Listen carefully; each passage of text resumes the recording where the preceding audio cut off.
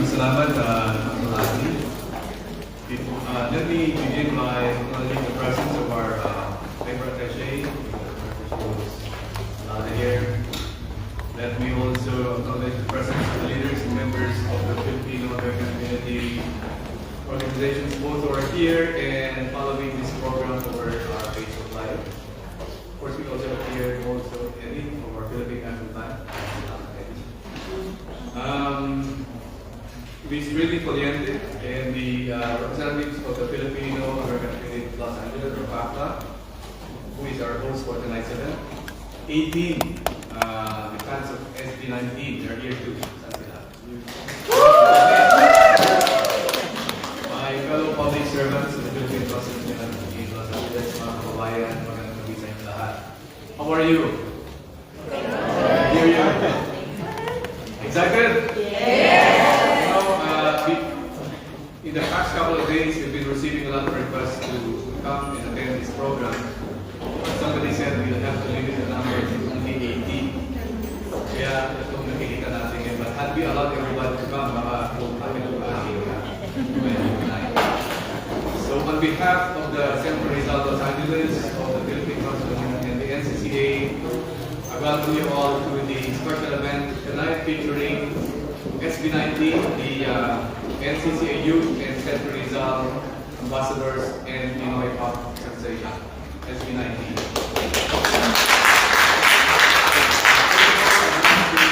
The group SB19 for their successful concert last Saturday. I wasn't able to watch it because I was in another event. I was in Glendale, I think. But from what I heard, it was a very successful concert. I think the venue was full to the rafters, and the concert goers were raving for a fit performance as soon as possible. And I was talking to the manager of SB19, and I think we're going to have another concert really soon. As a pop group, SB19 has actually succeeded. You have actually conquered the hearts of American audiences. One of the most difficult groups to please in the world. And I'm very pleased that SB19 was able to take time out of their grueling schedule to be with us for this evening's TalkBack. And we envision this TalkBack to be an opportunity for us to listen to them, for them to tell us what they do as Philippine ambassadors, youth ambassadors of both the NCCA and ambassador also of Sentro Rizal. What legacy do they hope to build and leave behind, and what we can do together in promoting Philippine culture and also promoting the Philippines as a preferred investment place and tourism destination in Asia. The timing of their visit to the U.S. could not have come at a better time. Even before the highly divisive U.S. elections, which we just witnessed a few days ago, American society was already experiencing serious bouts of social stress over other issues, including race, gender, religion, and the economy. In particular, our community has been the target of Asian hate crimes. And SB19 is also coming at a time when Philippine government offices overseas are charging ahead with renewed energy under a new administration to promote the Philippines as a tourism, trade, and investment destination. We believe that the way to overcome bigotry and hate crimes is not to do equal dose of violence, but to promote the beauty of our culture and the peace-loving and fun-loving nature of the Filipinos.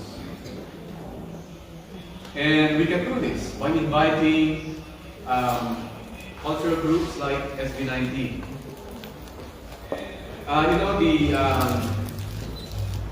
I'm reminded of the popularity of the K-pop groups coming out of Korea. The BTS, Blackpink, which happens to be the very top group of the twin here. Yes.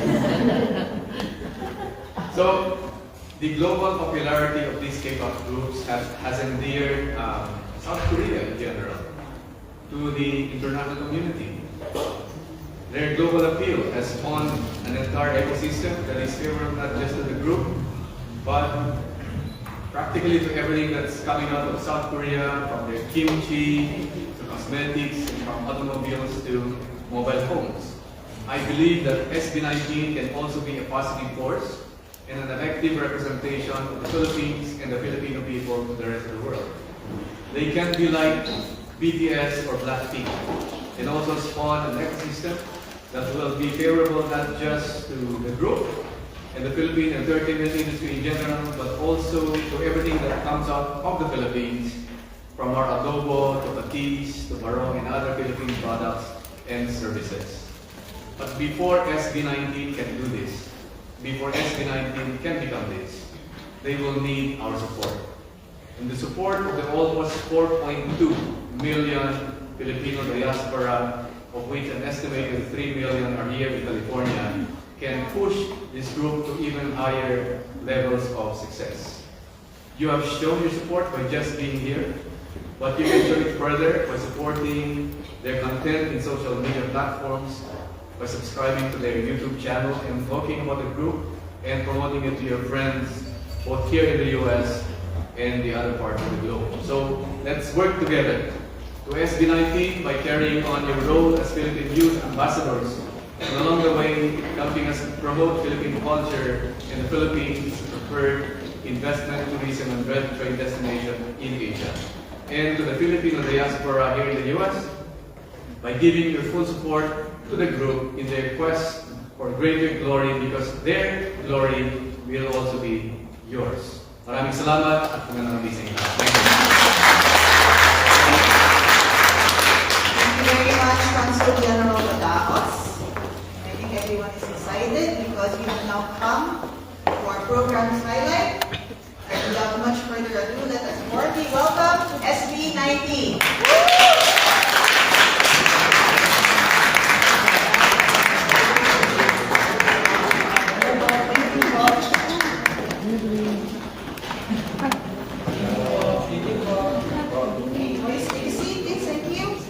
Our host for the TalkBack is seasoned and respected actress, comedian, host, and our colleague at the Consulate, Ms. Rodriguez-Aquino. Ruby, please take it away. Thank you also, Ali. Thank you very much for that beautiful introduction. Respected and seasoned.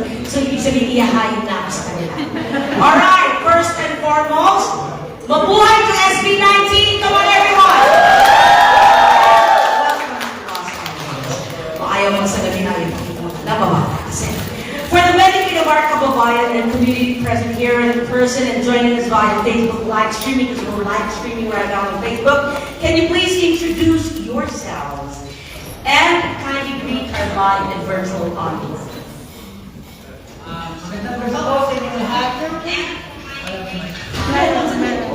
O, gentleman, alay. Papasa ko na lang. Siyempre, yung mas malapit na papapasa ko sa pasensya. Hello. Good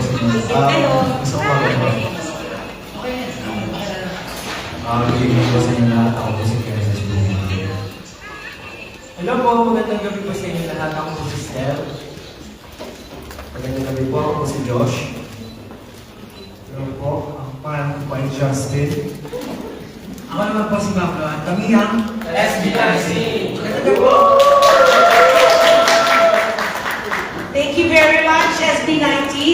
Before we start, we also want to congratulate you all, of course, on the success of your concert here in LA last weekend.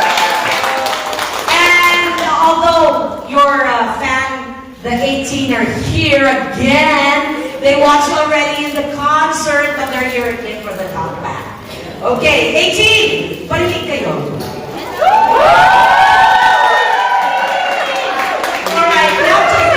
Start our forum. To start our forum, what are the usual challenges? What are the usual challenges you encounter as an artist or as an artist group? And how do you overcome this individually and collectively? Justin?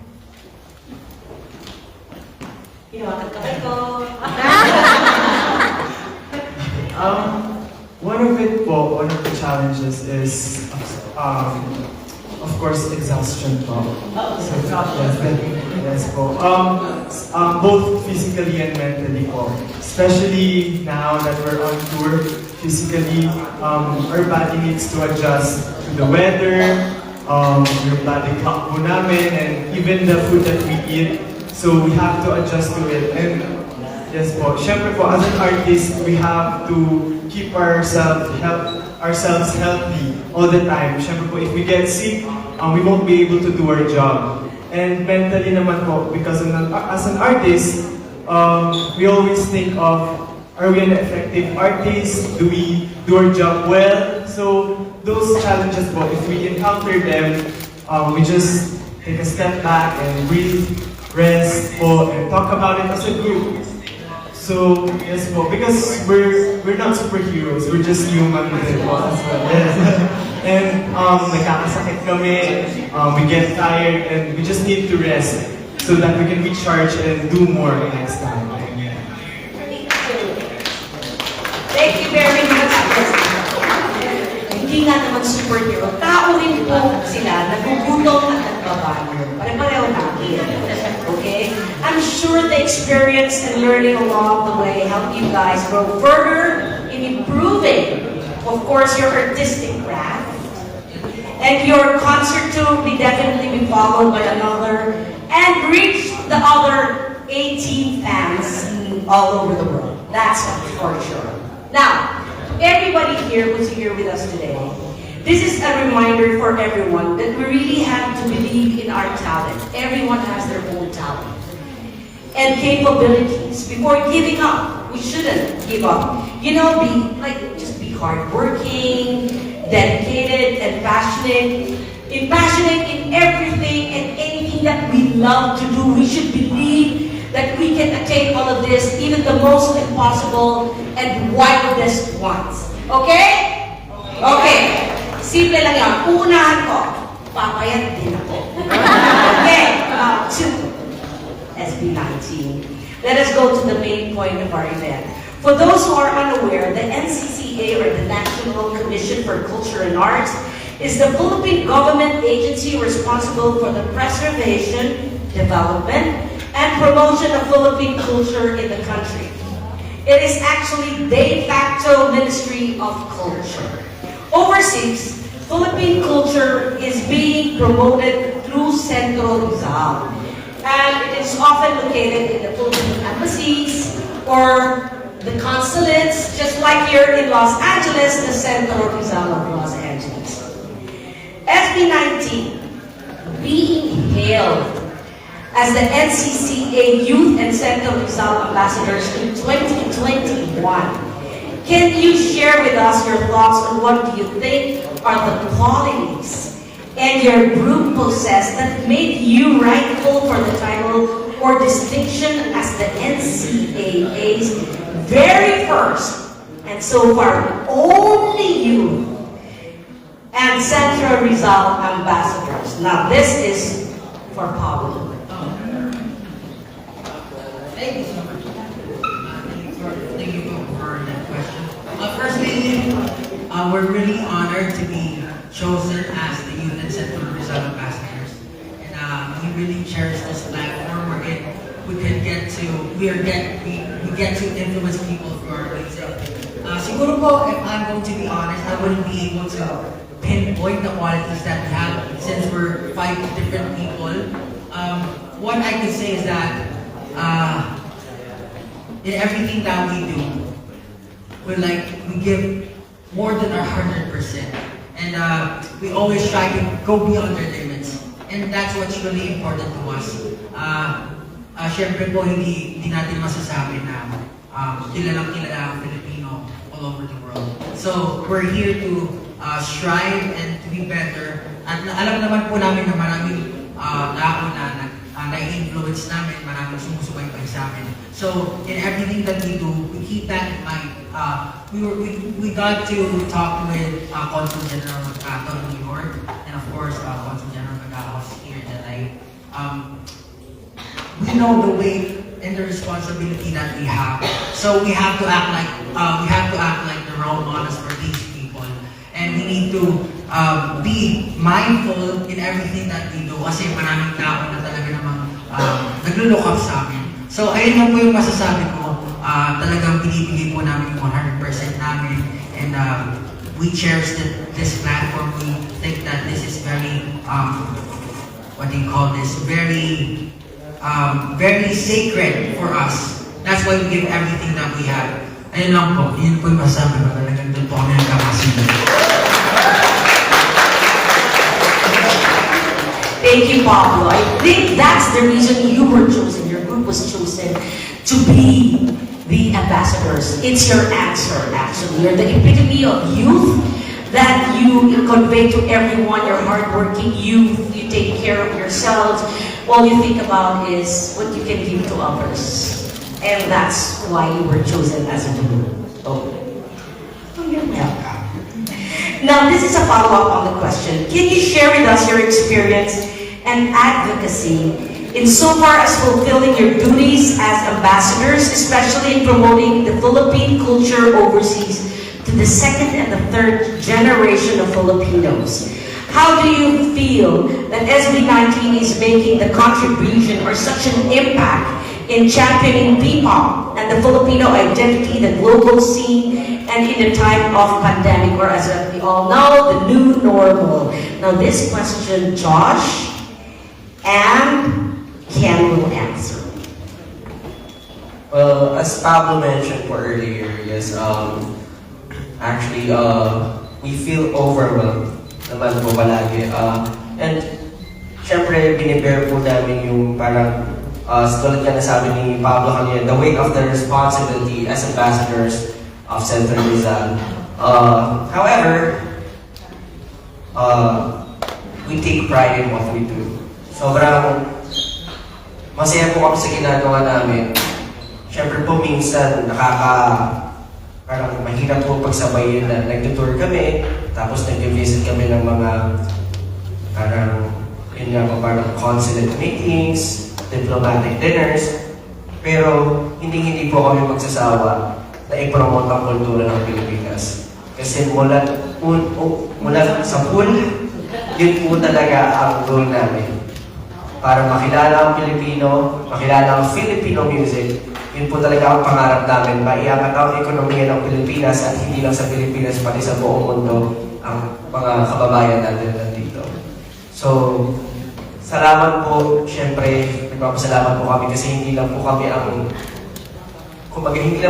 daan para maisagawa yun. Pero kasama po namin lahat ng listeners, ng mga kababayan namin, at syempre, ang mga fans po namin.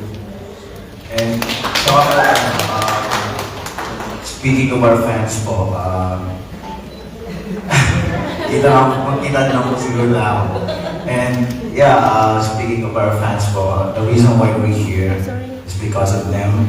And the reason why we're starting to get known globally is because of them din po. And ayun po, yung efforts po ng mga fans namin, even if it's tiny bit, it's small, nagiging parang sharpest and strongest weapon that we have today. So, sobrang honored po namin, sobrang swerte namin na nandito yung mga fans namin. And, ayun po, hindi lang naman po kami yung artist na known talaga globally. There are more than 20 groups na gumagawa ng wave pagdating sa P-pop music. So, ayun, bilang mapabilang sa ganun, sobrang honored kami. And, ayun po, masabi ko lang, sobrang nararamdaman ko na po talaga yung pag-rise ng P-pop. So, ayun po, sana po magtulong po lahat ng artist. One of your hit songs, Mama, showcases the important values that Filipinos cherish the most, such as respect and love for one's parents and the filial piety.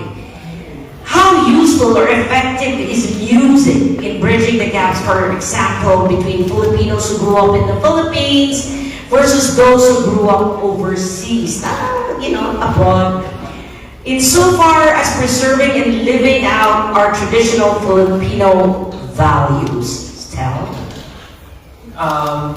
Kami po naniniwala po kami na music is universal. Music is universal. whatever language you speak or country you're in, music is the music po.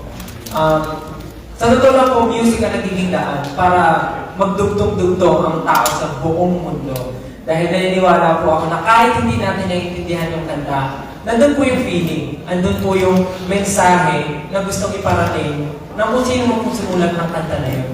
And we are very proud po sa song namin ng Mapa dahil nagawa po niya yung dapat niya gawin.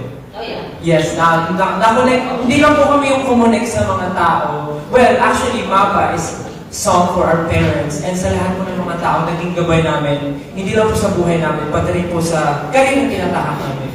And masaya kami na hindi lang kami yung nakakaramdam, hindi lang kami yung tinatamaan or nagdadala ng yung mensahe po na yun. Kasi even our international fans, yung mga iba po talaga yung lahi, talaga po nagugulat kami, they memorize the song, and talagang hanggang ngayon inaaral po nila yung mga Tagalog words na madali at talagang kaya nila makipag-usap sa mga Pinoy fans din. Na nakakataba po ng puso na makikita sila na kinakanta yung song namin. Even, they also react to our music videos, our songs, na talagang pinapanood din po nila sa friends nila. Tapos, sinasabi nila yung song po nila na yun mismo namin ng Mapa. And we're very thankful na-achieve po namin yung goal namin na maparating sa mga tao, makonect sa kanila, at maibahagi yung mensahe na gusto namin i-convey. Kaya ayun po na masasabi ko na sobrang importante ng musika dahil kung hindi man tayo nagkakaintindihan, musika magiging dahilan ng magpakonect na sa ating lahat. Thank you. Like we said, it's the universal language. Kaya kahit ibang lahi, nagkakaintindihan. Dahil nasa tono at sa pag-awit na ginawa ninyo, yun ang tumutusok at nakakaramdam ng puso ng kahit na anong lahi at anong edad ng tao. Yun, sabi ko na dapat nag-senior ako eh. This whole month of November, we commemorate Filipino Values Month, alright? For SB19, what are the remarkable Filipino values that you grew up with that you still practice today? What is the significant role of the youth in preserving these unique values in the modern times? Itong tanong na to ay para na sa inyong lahat. So, we can start from the left. Siguro po yung values ng Filipino talaga is pagiging welcoming, yung ano po, kahit alam mo yung example kahit tayo, gano'n, alam po kahit yung ulam, ano na po talaga, pero konti lang po, pero anay ka po talaga. So, yun po yung values na hindi ko po malilimutan since lumaki po ako sa family na we're not all off. So, ayun po, we're still, inviting people to eat with us, yun po, so, hindi ko po malilimutan sa grandparents at sa friends ko po. Sa akin naman po, ginagawa ko po hanggang ngayon na tinuro po sa akin ng mga magulang ko is yung pagmamano po sa mga lolo at lola. Ay, hindi po po kayo. Kaya na hindi naman ko wala. Kasi po, ako po lumaki po ako sa family ko po na kasama ko po yung mga lolo at lola ko po. So every time na mag-visit po kami sa iba pa po naming lolo at lola, hindi po nawawala yung pagmamano at pagkikis po sa noo. Talagang yun po yung pagka naaalala ko. Sobrang iba po yung memories, iba po yung nadadala sa akin, parang bumabalik po ako sa pagkabata. Until now, kung pwede ka lang po mag-share kanina, meron po kami pinuntahan na bahay po na isang producer po namin, nag-lunch po kami doon, and nandun po yung mom po nila, lola na po. Tapos, nung una po, syempre po busy po kami kumain, nasa room po siya. Di po namin siya nakakausap. Pero nung lumabas po siya, tuwang-tuwa po siya na may mga bagong bata daw po sa bahay. Tapos nung lumapit po kami, nag-request po siya ng hug. Tapos nung nagmano po kami, natuwa po siya. Tapos kinis niya po kami. So, parang iba po yung feeling, nakakatuwa po, parang bumalik po sa pagkabata. So yun po yung masasabi kong Filipino values po talaga na dala-dala ko po hanggang ngayon. Ako po, yung Filipino values po, family comes first. Kasi po, kahapon po, honestly, itong mga nakarang araw, doon ko lang po ulit naramdaman actually yung pamilya ko kasi nandito, na kahit dito sila lumaki, kahit hindi po talaga kami magkakasama na lumaki, kasi po yung mga pinsan ko po, parang dito na talaga sila pinanganak, pero nandun pa rin po yung Pilipino kultura nila, na hindi po nila kinakalimutan yung kung saan sila nanggaling, kung paano yung talagang kultura ng pamilya namin. At ayun po, parang ngayon ko lang po kasi sila nakasama to sa totoo lang. So, masayang-masaya po ako na hindi nila kinakalimutan yung Filipino value na yun. At feel ko talaga po na belong ako sa kanila. Ayun po. Yes po. For me naman po, it's yung parang similar kay Josh po, is being family-oriented and yung hindi ko nyo po talaga iiwan yung mga kamag-anak nyo even though there are distant relatives na nandyan pa rin po kayo. Kasi po, sa family po namin, syempre po may mother side and father side and we help each other po both financially, mentally, and whatnot. So, yun po yung nakasanayan ko po na syempre pag family nyo po, hindi nyo po iiwan. Yes. So ano po, very simple. Makikita po natin sa lahat. Siyempre, yung pagkamasiyahin ng mga Pilipino. And siyempre yung, I don't know the term in English, pero yung bayanihan. Very important po siya. Kasi ako, I grew up in a place where it always floods. Talagang pinaka kami hanggang bewang. Tapos makikita po yung mga kapitbahay namin. Siyempre po, nagtutulungan, iangat yung mga gamit. Tapos yung iba nag-swimming pa. I don't know why, pero they're really happy. In that certain moment where one would, feel sad and feel devastated, Filipinos are always happy and helping each other. So I think that's one of the traits that I really don't understand, pero sobrang natutuwa ko at may pagmamalaki ko sa buong mundo. Pagmamalaki talaga natin ng pagiging Filipino because we are one very resilient race. And we all value family. Yung sinabi ninyo, pag pinagdugtong, it's all about family. The way you grew up, the respect to elders, the sharing, the caring, lahat, the bayanihan, everything. So we Filipinos are really like that. What else about the culture of the Philippines do you wish to impart to our young Filipino Americans through your music, through the music that you're giving? You could do it like what Josh said. Your cousins all grew up here, so pretty different, like totally different as the way you talk your English. So how would you bridge the gap between? So how would you be able to, or all of you, what do you think? In one word lang naman, yung young Filipino Americans, what wish do you want to impart to them in our culture through the music? Siguro yung pinakamalaking part po is be an inspiration to others. Kasi if we can inspire them, they can inspire other people as well. So, yun po yung isa sa mga tinatagay natin mga Pilipino. Marami tayong nai-inspire lalo na ngayon. At pag patuloy pa po ito, magiging parang chain reaction siya. Na lahat po ay parang simple, di ba? Simple care, simple giving, kind of makes a lot of difference. So, yun po yung gusto ko ngayon part.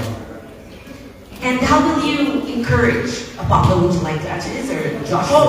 Definitely, we give value po kasi sa music namin. Every time we release a song, we think about what message we want to convey or say to the public.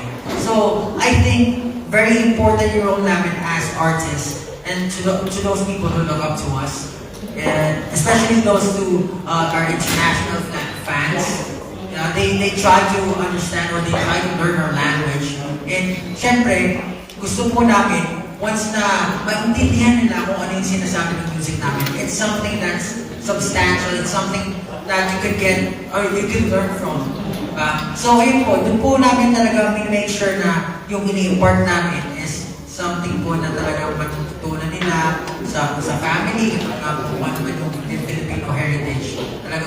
Talagang pinapasok namin, sinisiksik namin sa lahat ng kanta namin. Yun ang maganda doon. Kasi syempre, nag-i-bring yun eh. pagkakantahin mo ng kantahin, dahil ini-imprint mo sa utak ng listeners mo yun, and of all ages and of all races and of all ethnicity, ang nangyayari, natututunan nila yung mga values na hindi usual sa kanila, which is actually very good. Now, I would like to give a number of our audience members the opportunity to personally ask SB19 their questions.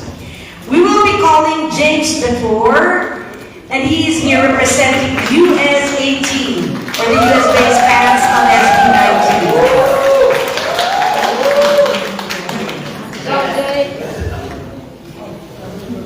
Hi James.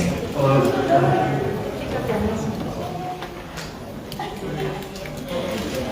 Hello, good evening.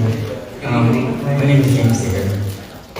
So first off, I just want to congratulate you with the success of your concert in New York and LA. And yeah, I'm just so proud of you, and I want to take this opportunity to thank you. Thank you for your music. Thank you for existing, because you inspire a lot of people. And so I'm sure you have experienced a lot during this tour. So my question would be, what have you learned about yourself while doing this tour?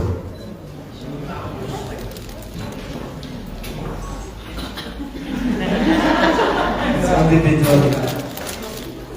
One word. Siguro po sa pagiging yung patience siguro namin. Kung siguro pagdating sa, paano ba? Kung ba yung experience ng tour na to hindi madali kasi we flew from Philippines papunta dito, sobrang layo, and yung pagod, yung jet lag. Siguro po siguro yung pagiging pasensyoso talaga. Kasi yung buong challenge yung attitude mo towards the people you're working with. So, yeah, para sa akin din yung personally. Sa akin naman, ako isang extrovert na tao. Pero dito, nung nakapunta kami US, nagulat ako na meron pa pala akong i-level up. Kasi sa Pilipinas, alam niyo naman na madaldal ako, nakikipag-usap ako sa fans talaga. Pero dito iba, mas grabe, like, it's our first time na mag-meet face-to-face. Pero alam niyo yun, yung awkwardness, walang hiya, wala at all. Parang alam niyo yun, parang matagal na tayong close, parang ganun yung feeling, never ako nahiya, never ako nakakot. And sobrang confident lang ako sa actually, kahit sa tour naman namin, confident ako. Pero dito ko lang talaga napatunayan na ang dal-dal ko pala talaga. Yes po, vibes po tayo. Which is, nakakatuwa kasi as a performer, masasabi kong kailangan ko siya. Siyempre, maharap kami sa maraming tao.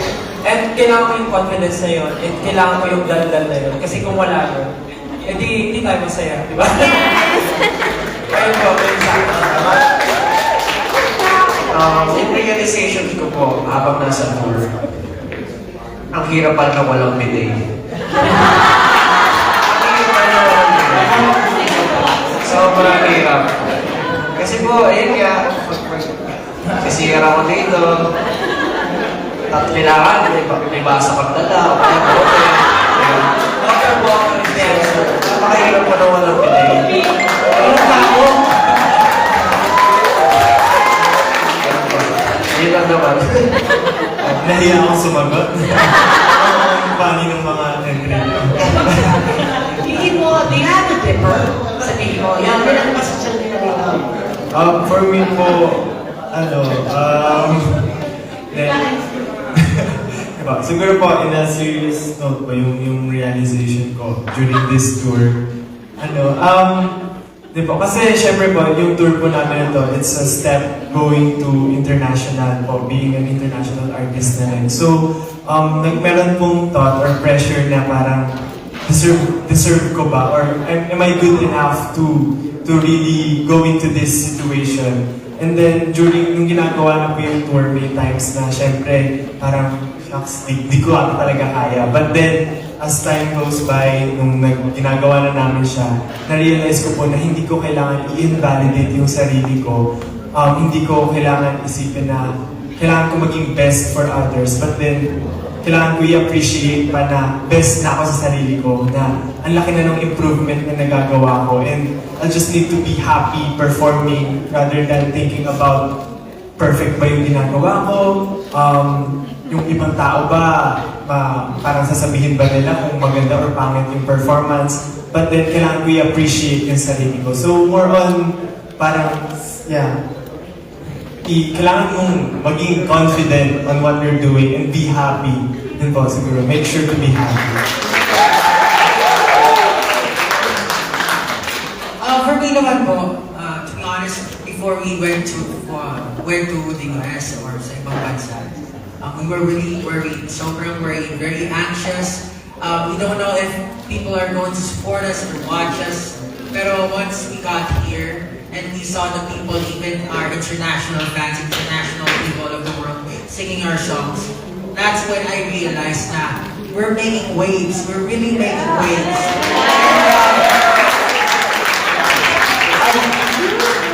The goal that we had before we went here, our goal is to promote Filipino culture all over the world, to raise the brand of the Filipinos, the market here in the global scene.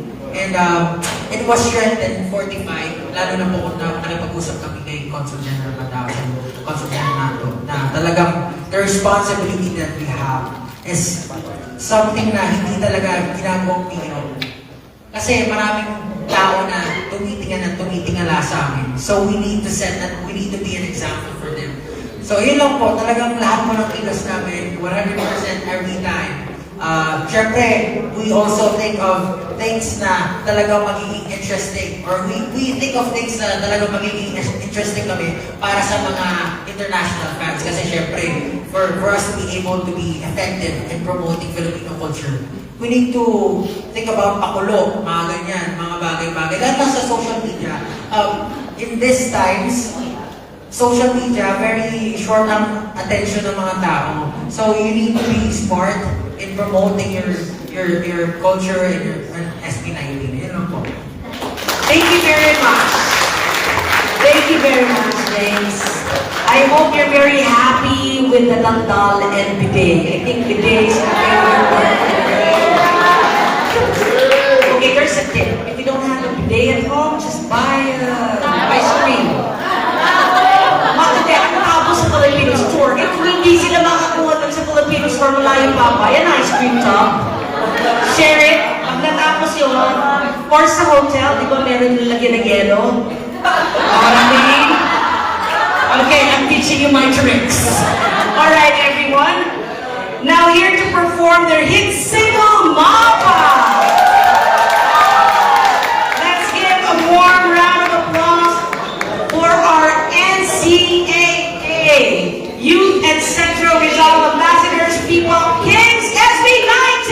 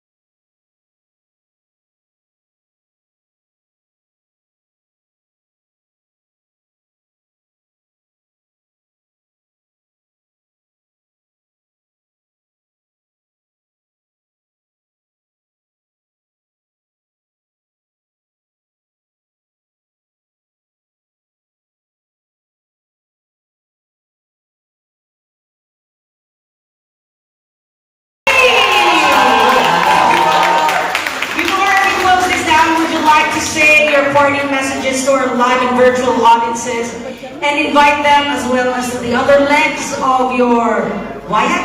Where are you at? San na you? Dito na mi? Thank you po. For everyone, we hope you could watch our concert this November 18 at the Pax Theater Redwood City, San Francisco. And next po nun is on November 27, the Coliseum Hard Rock Hotel, Sentosa, Resort World Sentosa po, Singapore. Maraming salamat po. Magkita po tayo. Upcoming concert po will be on December 18 po. Para po sa mga details po, just search SB19 official or official SB19 po sa lahat po ng platforms namin. Ayun lang po, maraming salamat. Siyempre po gusto ko lang magpasalamat kay Happiness kayo po. Maraming salamat po. At ayun po, ipaglaban lang natin lagi ang kultura Pilipino. Thank you very much, SB19. Siyempre, everybody wants a picture of you. But before that, para kasama kayong lahat, mag-groovy tayo. Is that okay?